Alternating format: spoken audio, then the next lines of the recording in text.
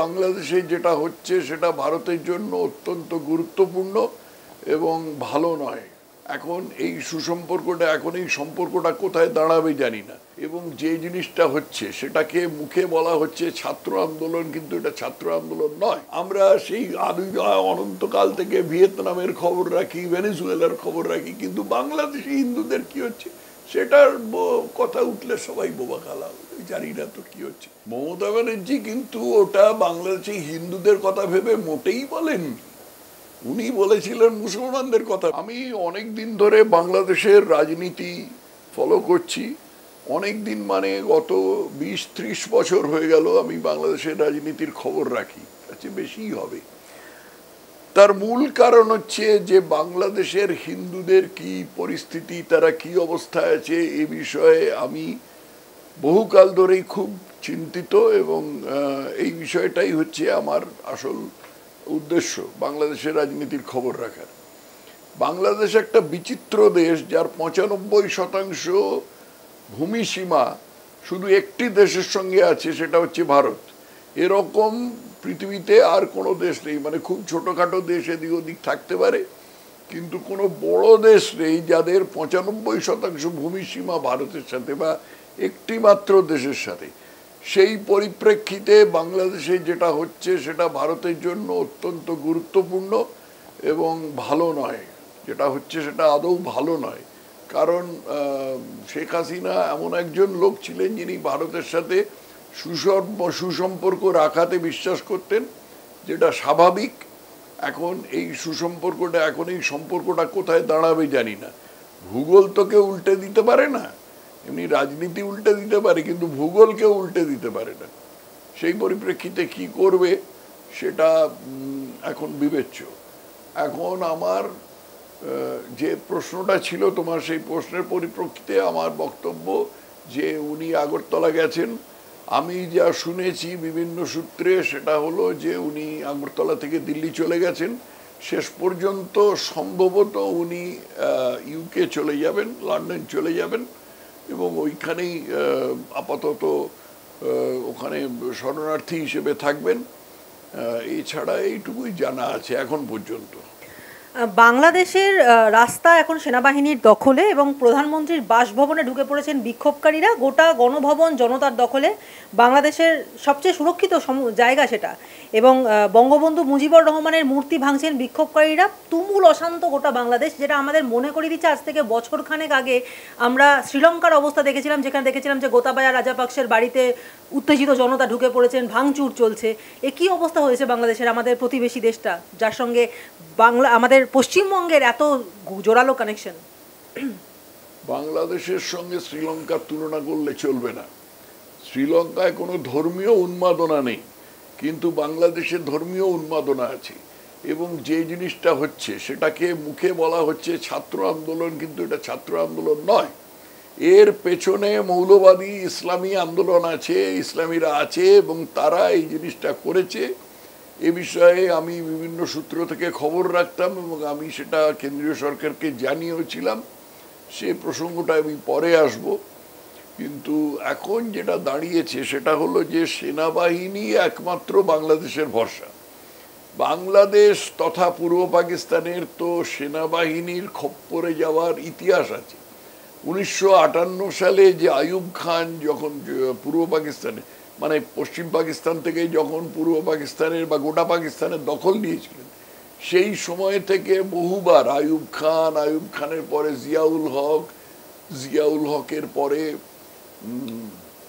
আরও কারা কারা পাকিস্তান আমলে, সব অন্য অনেকে, ইয়াহিয়া খান, তারপরে বাংলাদেশ আমলে এরশাদ, এরা সব বিভিন্ন সময় বাংলাদেশের দখল নিয়েছিলেন। অতএব বাংলাদেশে একটা পরম্পরা আছে যেটা ভারতে কখনো কল্পনা করা যায় না। বাংলাদেশে একটা পরম্পরা আছে ফৌজি শাসনে যাবার। আপাতত বাংলাদেশ ফৌজি শাসনে ঢুকছে, সে সম্বন্ধে কোনো সন্দেহ নেই। এখন সেটা পরিণাম কি হবে সেটা অনেকটাই নির্ভর করছে ফৌজি কর্তার ওপর, অর্থাৎ চিফ অফ আর্মি স্টাফের ওপর। সেটা উনি ওর সম্বন্ধে আমি কিছুই জানি না, ফৌজি কর্তাকে। এর আগে অনেকে যারা ছিলেন তাদের সম্বন্ধে আমি খানিকটা খবর রাখতাম, যেমন মঈন আহমেদ, মঈনিউ আহমেদ যে ছিলেন, ওর সম্বন্ধে আমি খবর রাখতাম। এরশাদ সম্বন্ধে তো জানি, এরশাদকে আমি ব্যক্তিগতভাবে দেখাও করেছি, বা উনিই আমার সঙ্গে এসে দেখা করেছিলেন। কিন্তু বর্তমান এর আমি নামও জানি না, অতএব পরিস্থিতি কি দাঁড়াবে এখন চট করে বলা যাচ্ছে না। স্যার, আপনি এক্ষুনি যেটা বলেছিলেন সেটাই ঘটনা ঘটলো, যে বাংলাদেশের সেনাবাহিনীর তরফ থেকে মানে সেনাবাহিনীর হাতে এখন বাংলাদেশের শাসনভার চলে গেছে, এবং সেনাবাহিনীর তরফ থেকে প্রধানমন্ত্রী হাসিনাকে সময় বেঁধে দেওয়া হয়েছিল ইস্তফা দেওয়ার জন্য, এবং ৪৫ মিনিট সময় তাকে দেওয়া হয়েছিল বলে একটা সূত্রের দাবি। অন্য সূত্র, একাধিক সূত্র জানিয়েছে যে সেনাবাহিনীর সঙ্গে এবং দিল্লির সঙ্গে আলোচনার পরেই প্রধানমন্ত্রী হাসিনা পদত্যাগপত্র পেশ করেছেন। এবং বাংলাদেশে এখন যে অবস্থা, হাসিনার পদত্যাগের পর এখন বাংলাদেশ কিভাবে, কোন পথে এগোবে বলে মনে হয় আপনার? বলা মুশকিল। সেনাবাহিনীর এই বিষয়ে কি মানসিকতা আছে তার উপর নির্ভর করছে। সেনাবাহিনীর মধ্যে একটা মৌলবাদী অংশ চিরকালই আছে, অপরপক্ষে একটা জাতীয়তাবাদী অংশ আছে। অতএব কারা এই বিষয়ে বাহিনীর দখল নেবে, কারা সরকারকে ঠিক জায়গায় বা মানে সরকারকে নিয়ন্ত্রণ করবে, সেটার উপর সমস্ত কিছু নির্ভর করছে। এটা হলে মানে এটা কয়েকদিন গেলে পরে তখন বোঝা যাবে কি হবে। এছাড়া আর এখন এই মুহূর্তের চেয়ে বেশি কিছু বলা যাচ্ছে না। স্যার, আওয়ামী লীগের শীর্ষ পর্যায়ের যুক্তি হচ্ছে যে ছাত্র আন্দোলন এখন আর নেই, এখন ছাত্র আন্দোলনের থেকে এক দফা দাবি তুলে নিয়ে এটাকে রাজনৈতিক আন্দোলনের রূপ দেওয়া হয়েছে, এবং এই আন্দোলন এখন ছাত্রদের হাতে নেই, বরঞ্চ এর নেপথ্যে রয়েছে এখন জামাত, এবং তারও নেপথ্যে হয়তো পাকিস্তানি মদত, এমন মনে করা হচ্ছে। খুবই সম্ভব, খুবই সম্ভব। আমি বাংলাদেশের রাজনীতি অনেকদিন ধরে অনুসরণ করছি বলে আমি জানি যে গত 10 বছর 12 বছর ধরে বাংলাদেশে মাদ্রাসা শিক্ষার খুব রমরমা চলছে, এবং এই মাদ্রাসা থেকে যে সমস্ত ছাত্র ছাত্রী তৈরি হচ্ছে, ছাত্রী বাদ দাও, যেসব ছাত্র তৈরি হচ্ছে তাদের মানসিক গঠন কীরকম বলার অপেক্ষা রাখে না। তারা এখন এর মধ্যে রাজনীতির মূল স্রোতে চলে এসছে। ছাত্ররা কদিন টেকাতে পারে এরকম আন্দোলন? এটা ছাত্রদের হাতে নেই, একদম ঠিক বলেছেন। এটা চলে এসেছে সেই সমস্ত মৌলবাদীদের হাতে, যে শেখ মুজিবের যে মূর্তি ভাঙা হচ্ছে, এই মূর্তি ভাঙার একটা পরম্পরা ইসলামে আছে, যে ওদের ইব্রাহিম বলে এক বহুকালের পুরনো কি বলে ওরা, ফরিস্তা কি বলে, সেই ইব্রাহিম সেরকম মূর্তি ভাঙতো। তো মূর্তি ভাঙার একটা পরম্পরা ওদের কাছে আছে। তার উপরে শেখ মুজিবের মূর্তি, সে তো ভাঙবেই। সম্ভবত ওই হাইকোর্টের সামনে যে মূর্তিটা আছে, যেটাতে ওই একজন মহিলা দাঁড়িপাল্লা, চোখ বেঁধে দাঁড়িপাল্লা হাতে দাঁড়িয়ে আছেন, সেই সব মূর্তিও ভেঙে দেবে। তো এই যে মাদ্রাসা ছাপ, যে সমস্ত লোকেরা এটাকে অধিকার করে নিচ্ছে, এর পেছনে শেখ হাসিনার নিজেরও খানিকটা দোষ ছিল। আমার পাওয়া সূত্র থেকে খবর অনুযায়ী শেখ হাসিনা জানতেন যে এই মাদ্রাসার রমরমা হচ্ছে, কিন্তু শেখ হাসিনা তাদেরকে বসে রাখবার জন্য হেফাজতে ইসলাম বলে এরকম একটি অত্যন্ত মৌলবাদী কে নিজের পক্ষপুটে স্থান দিয়েছেন। এই হেফাজতে ইসলাম শেখ হাসিনার সমর্থন পেয়ে দেশের মধ্যে আরো মৌলবাদ প্রচারের কাজ করে গেছে। আজকে যে পরিস্থিতি দাঁড়িয়েছে সেটার পেছনে এর একটা বড় অবদান আছে। স্যার, এই যে বাংলাদেশে যে হিংসা হচ্ছে তাতে কিন্তু আক্রান্ত সনাতনী হিন্দুরাও, বাংলাদেশে যা সনাতনী হিন্দুরা রয়েছেন, আর যারা হিন্দুরা আছেন তাদের বাড়ি দোকান টোকানে সব আগুন ধরিয়ে দেওয়া হচ্ছে, এবং আমাদের কাছে হিন্দু যারা ওখানে রয়েছেন তারা বলে পাঠাচ্ছেন যে বাংলাদেশের হিন্দুরা আবার বিপদে আছে, পশ্চিমবঙ্গের দাদারা আমাদের পাশে দাঁড়ান। এই দাবিটা অত্যন্ত ন্যায্য, এবং এই দাবিটা শ্যামাপ্রসাদ মুখার্জি আজ থেকে 70 বছর আগে করেছিলেন। 70-এর বেশি বছর আগে 1950 সালে করেছিলেন। পশ্চিমবঙ্গের বেশিরভাগ মানুষই জানেন না যে 1950 সালের ফেব্রুয়ারি মার্চ মাসে পূর্ব পাকিস্তান সরকার নিজেরা উদ্দেশ্য প্রণোদিতভাবে একটা বীভৎস হিন্দু গণখুনের ব্যবস্থা করেছিল। তার প্রধান জায়গা ছিল ঢাকা এবং বরিশাল, এবং এই ঢাকা এবং বরিশালে যে কি রকম ভাবে হিন্দুর রক্ত বয়ে গিয়েছিল সেটা বলার অপেক্ষা রাখে না। তো এই পরিস্থিতি আজকে হতে পারে। সেই সময় শ্যামাপ্রসাদ মুখার্জি বারবার নেহরুকে বলেছিলেন যে সে সময় আমরা পূর্ব পাকিস্তানের খানিকটা জায়গা নিয়ে নিই, সেইখানে আমরা অন্তত হিন্দুদের স্থান দিই। নেহরু শোনেননি, কারণ নেহরু তো পরম ধর্মনিরপেক্ষ। ওর তো নাক দিয়ে কান দিয়ে ধর্মনিরপেক্ষতা ফুটে বেরোতো আর কি। উনি বলতেন না, পাকিস্তান তারা একটা ইসলামী রাষ্ট্র, তারা হচ্ছে মৌলবাদী, কিন্তু তারা সার্বভৌম, কি করে করব কি করে করব না আমি কিছুই জানি না। ইতিমধ্যে পাঞ্জাবি উদ্বাস্তুদের কিন্তু সব রকম সুবিধা দেওয়া হয়েছিল, তাদের পুনর্বাসন সবই দেওয়া হয়েছিল, কিন্তু নেহরু সেই বাঙালি উদ্বাস্তুদের পুনর্বাসন দিলেন না, এবং তার ফলে বাঙালি উদ্বাস্তুদের সমস্যা হলো। তারপরে তো সেই দণ্ডকারণ্য মরিচাপি পর্যন্ত আমরা পরিস্থিতিটা জানি আর কি। আজকে যে হিন্দুদের ওখানে যে অবস্থা, এটা কিছু নতুন নয়, এটা হবে মোটামুটি জানাই ছিল। যে কোনো ব্যাপারে পৃথিবীর যে কোনো কোনায় যে কোনো একটা ঘটনা ঘটলে প্রথম আক্রমণ হচ্ছে বাংলাদেশে হিন্দুদের উপর, কারণ তারা অসহায়, তাদের হয়ে কেউ বলে না। এই পশ্চিমবঙ্গ তো মুসলমানদের জন্যই আছে, এই পশ্চিমবঙ্গে তো মাননীয়া তাদের জন্য কোল পেতে আঁচল পেতে দিয়েছেন। আমরা পশ্চিমবঙ্গে দেখেছি যে ওই একটা অখিলগিরি বলে এক রাক্ষস, সে অসভ্যতা করেছিল বলে তাকে বরখাস্ত করে দেওয়া হলো, ঠিকই করা হয়েছে। কিন্তু ফিরহাদ হাকিম যে একই রকম অসভ্যতা করেছে, একই রকম রাষ্ট্রবিরোধী কাজ করেছে, হুমায়ুন কবির যে একই রকম রাষ্ট্রবিরোধী কাজ, সে বিষয়ে মাননীয়া বোবা কালা, উনি কিছু জানেন না। তার কারণ হচ্ছে উনি মুসলিম ভোটের ওপর দাঁড়িয়ে যেতেন, এবং মুসলিম ভোটের মুসলিম সমর্থন ছাড়া উনি কিচ্ছু করতে পারবেন না। অতএব বাংলাদেশে মৌলবাদীরা যেটা করছে, হিন্দু হত্যা করছে, সেটা সম্বন্ধে উনি চুপ করে থাকবেন, কিচ্ছু করবেন না। এক্ষেত্রে যদি ভারত সরকার যথাযথ ব্যবস্থা না নেয়, তাহলে বাংলাদেশের হিন্দুদের কপালে প্রচুর দুঃখ আছে। এখন ভারত সরকার এই ব্যবস্থা নেবে কিনা তার মধ্যে অনেক প্রশ্নচিহ্ন আছে। সবচেয়ে বড় প্রশ্নচিহ্ন হচ্ছে যে বাঙালি হিন্দুরা ওইখানে আছে, সেই বাঙালি হিন্দুদের সবচেয়ে নিকটাত্মীয় কারা? পশ্চিমবঙ্গের বাঙালিরা। আমাদের মতোই এই একই রকম দাস, ঘোষ, সাহা, চক্রবর্তী, মণ্ডল ইত্যাদি তাদের নাম, কিন্তু আমরা তাদের খবরই রাখি না। আমরা সেই অনন্তকাল থেকে ভিয়েতনামের খবর রাখি, ভেনেজুয়েলার খবর রাখি, কিন্তু বাংলাদেশি হিন্দুদের কি হচ্ছে সেটার কথা উঠলে সবাই বোবা কালা, জানি না তো কি হচ্ছে, ওটা একটা অন্য দেশ, সার্বভৌম দেশ ইত্যাদি, যেন ভেনেজুয়েলা আমাদের পাশের দেশ।